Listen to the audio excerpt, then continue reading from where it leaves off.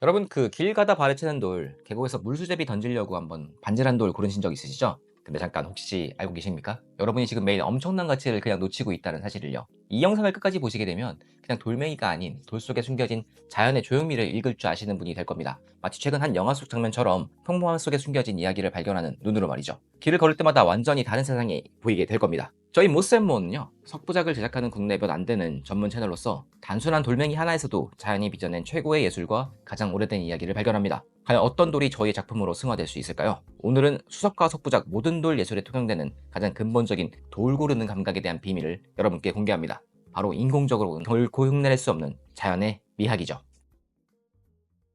먼저 질문 하나 던져볼게요. 돌의 조형미라는 게 뭘까요? 사람들이 일부러 다듬거나 깎은 거 말고요. 자연이 수만 년에 걸쳐 만들고 빚어낸 돌 자체 형태적 아름다움을 말합니다. 마치 자연이 만든 조각품처럼요. 제가 이전에 분재의 조형미를 안내하는 영상을 만든 적이 있는데요. 이번 영상을 준비하면서 강한 기시감을 느꼈습니다. 왜냐하면 결국 자연의 조형미를 감상하는 예술들의 철학은 같은 개념을 공유하거든요. 분재나 돌이나 흔히 영원성의 상징처럼 여겨지잖아요. 그런데 한편으로는 오랜 시간에 걸쳐 조금씩 변모했다는 점에서 시간의 흔적을 고스란히 담은 소재예요. 긴 세월에 걸친 변화를 통해 영혼과 일시적인 삶의 이중성을 보여주는 거죠. 이런 돌의 조형미가 그 염원을 충족시켜줍니다. 핵심은 역시 자연스러움입니다. 바람이나 물에 깎인 표면이라든가 독특한 굴곡, 또 갈라진 틈 같은 것들. 일본 정원에서 불규칙한 자연미를 통해서 멋을 표현하듯이 이러한 자연스러운 비대칭의 균형이 돌의 조형미를 돋보이게 합니다. 기억하세요. 돌은 단순한 광물 덩어리가 아니에요. 형태 하나하나에 시간과 환경의 이야기가 새겨진 자연 조형 언어이자 예술품입니다.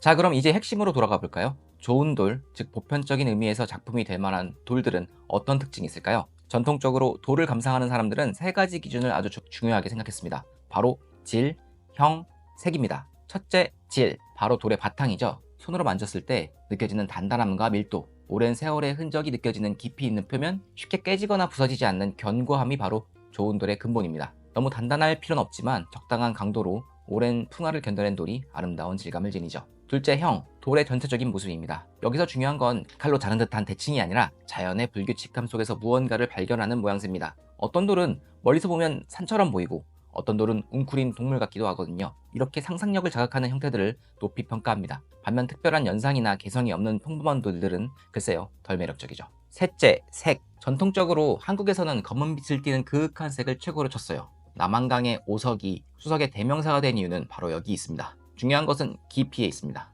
눈에 확 띄는 원색보다는 은은하고 깊이 있는 색이 오래 봐도 질리지 않거든요. 그런데 여기서 끝이 아닙니다. 돌이 지닌 이야기와 에너지도 중요합니다. 좋은 돌은 단순히 겉모양뿐만 아니라 그 돌이 어떻게 형성되고 발견되었는지에 대한 서사를 품고 있어요. 예를 들어 볼게요. 오랜 세월 여러 수집가의 손을 거치며 역사와 사연을 지닌 돌은 특별한 가치를 지니죠. 수석 전문가 토마스 엘리어스도 이렇게 말했습니다. 좋은 돌을 찾는 과정은 발견의 여정이며 세대를 거쳐 내려온 오래된 돌은 그 여정의 이야기를 담고 있다고요. 결국 좋은 돌이란 형태와 질감, 색감이 우수할 뿐만 아니라 시간의 흔적과 이야기가 배어 있어야 보는 이에게 감동을 주는 돌입니다. 반대로 쉽게 부서지거나 인위적인 가공티가 나는 돌들은 형태나 색이 지나치게 평범해서 어떤 상상도 이끌어내지 못하는 돌은 솔직히 좋은 돌이라 할 수 없습니다.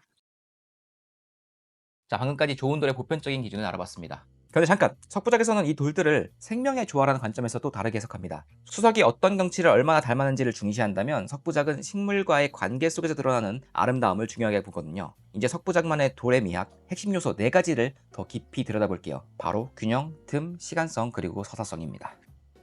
첫 번째, 틈입니다. 여러분, 돌의 표면에 난 구멍이나 갈라진 틈을 보면 어떤 생각이 드세요? 혹시 결함이라고 생각하시나요? 아니에요. 오히려 돌의 개성이자 실용적으로도 석부작에서는 식물의 뿌리가 내릴 완벽한 공간이 되거든요. 제주 현무암처럼 구멍이 많은 다공질의 돌을 보세요. 이 작은 틈새가 완벽한 화분이 되어서 난초나 이끼 같은 생명이 자리 잡아요. 동양 철학의 간 개념처럼 비어있음으로 인해 오히려 충만해지는 거죠. 돌의 틈은 여백과 공간의 미를 상징하며 돌과 생명이 하나가 되는 석부작 예술의 백미를 만들어냅니다. 둘째는 균형입니다. 돌의 배치는 조경이나 분재 예술에서 가장 기본적인 미학 요소죠. 이는 돌과 식물의 배치를 포함한 조화의 문제입니다. 완벽한 대칭이 아닌 불균형 속에서도 안정감을 주는 자연스러운 조화가 핵심이거든요. 예를 들어 식물이 한쪽에 치우쳐 있더라도 돌 전체가 시각적인 무게중심을 잡아주며 자연스러운 안정감을 선사하죠. 네, 시간성.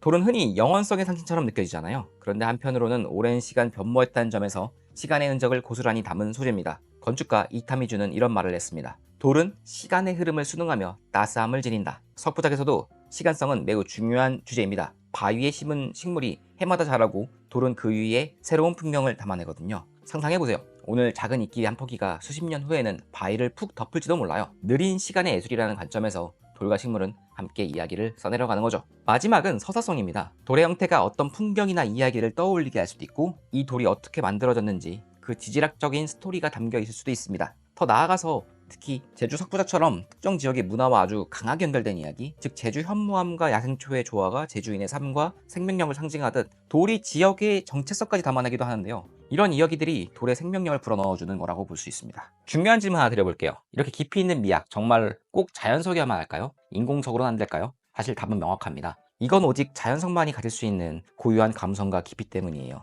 인공석은 아무리 정교하게 만들어도 자연석이 가진 시간의 흔적, 고유한 서사, 그리고 자연이 이어진 진정성을 완벽하게 담아내기 어렵습니다. 자연석은 세상에 단 하나뿐입니다. 모양도 질감도 수백 년 만의 흔적도 모두 고유하죠. 바로 그 고유함이 우리가 자연석을 고집하는 이유입니다. 물론 이 돌들을 작품으로 완성하기까지는 단순히 좋은 돌을 고르는 것만으로는 부족합니다. 저희는 직접 채집이 아닌 시간을 들여 유통을 통해 신중하게 맞이한 돌들을 사용합니다. 무분별한 탐석은 법적으로 금지되어 있고 자연을 훼손할 수 있기 때문에 저희는 자연과 연결을 해치지 않으면서 오히려 자연이 만들어준 그 조형미를 가장 정직한 방법으로 작품으로 승화시키는 것에 대해서 집중하고 있습니다. 그렇게 오랜 기다림과 안목을 거쳐서 비로소 작품으로 승화되는 이 돌들은 단순한 재료가 아니라 하나의 감정과 철학을 담은 조형물이 됩니다. 그래서 어떤 분들은 작품의 가격을 보고 잠시 망설이기도 하십니다. 하지만 이렇게 말씀드리고 싶어요. 돌 하나를 소장한다는 건 단지 무언가를 산다는 개념이 아니라 수만 년의 시간이 만들어낸 자연의 한 조각을 평생 내 곁에 두는 경험을 선택하는 일이라고요. 한두 번의 외식과 맞바꾸는 소비라고 생각하면은 그 가격이 약간 고민이 될 수 있습니다. 근데 어느 날 문득 조용한 공간 한편에서 묵묵히 시간과 이야기를 품고 있는 돌 하나를 바라보게 된다면 그때는 아마 이 정도로 소장할 수 있다는 게 고맙다 라는 마음이 먼저 드실지도 모릅니다.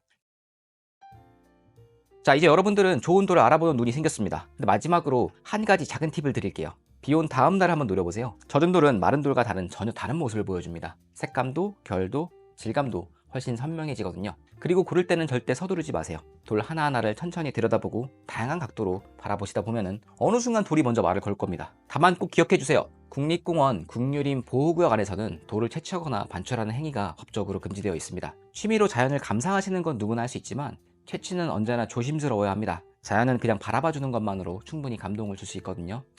그리고 혹시 집에 좋은 돌을 두고 싶으시다면요, 직접 자연에서 가져오기보다는 차라리 수석 전문점에서 합법적인 유통처에서 구매하시는 걸 추천드립니다. 그게 가장 안전하고 또 자연을 지키는 방법이기도 하거든요. 물론 자연과의 감성 이야기가 담긴 돌을 찾고 계신다면 저희 모세모 작품들도 한번 둘러보세요. 어쩌면 여러분들을 기다리는 돌이 그곳에 있을지도 모릅니다. 좋은 돌을 고르는 것은 시작일 뿐입니다. 하지만 가장 중요한 시작이기도 하죠. 돌 하나에 수만 년의 시간이 담겨있듯 여러분이 고른 돌도 새로운 이야기를 써갈 겁니다. 이제 여러분은 그냥 돌멩이가 아닌 돌을 통한 조형미를 보실 줄 아는 분이 되었습니다. 길을 걷다 만나는 모든 돌이 다르게 보일 거예요. 그 돌에 숨겨진 자연의 예술을, 시간의 이야기를 발견할 수 있을 겁니다. 이처럼 돌과 생명이 어우러지는 예술, 석부작, 그 깊이의 세계가 궁금하시다면 지금 저희 모스앤모어와 함께 해주세요. 국내 유일 석부작 전문 채널로서 자연의 조형미와 시간의 이야기를 계속 전해드릴게요. 구독과 알림 설정 잊지 마시고요. 우리 다음 이야기에서도 뵙겠습니다. 감사합니다.